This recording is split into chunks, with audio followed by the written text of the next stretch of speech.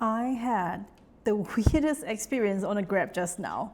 For those of you who have never been to Southeast Asia, Grab is like a Southeast Asian equivalent of Uber or Bolt in the UK. In fact, they were doing so well that they put Uber out of business. So anyway, I was coming back from my Pilates class. For those of you who are going to say that I'm spoiled, you have no idea how affordable the Grabs are in Malaysia. It would take me about 25 minutes to walk to my Pilates class, and I did walk there, but on the way back, I was a little bit tired and it was getting hot. So the journey was only 9 ringgit. So I'm like, of course I'm gonna take Grab.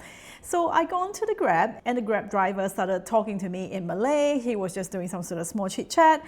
And I was a little bit too embarrassed to tell him. It's like, maaf, saya tak faham bahasa Melayu.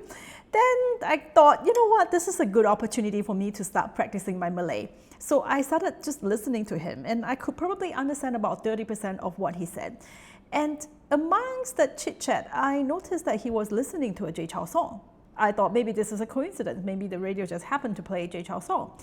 It was 一路向北. And then the song finished, and I noticed the next song was a Jay Chou song as well. It was 搁浅. And I thought, okay, this is strange because he looked Indian.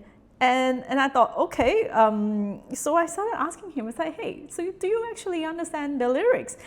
And he answered me in Malay. He's like, no, not really, but sometimes the lyrics and the melody is just so touching that I started crying.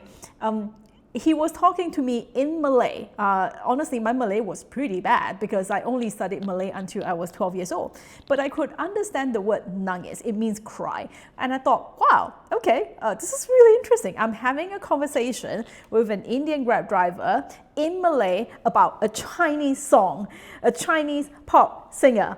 And I thought, wow, this is pretty amazing. And honestly, Malaysian, their language ability is off the chart.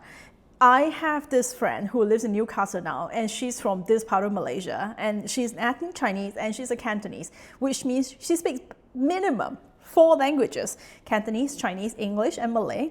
And she told me when she was doing her MBA, she took up French as well, and she's conversational in all 5 of them. So anyway, this wraps up my very weird experience, and selamat datang ke Malaysia. Bye!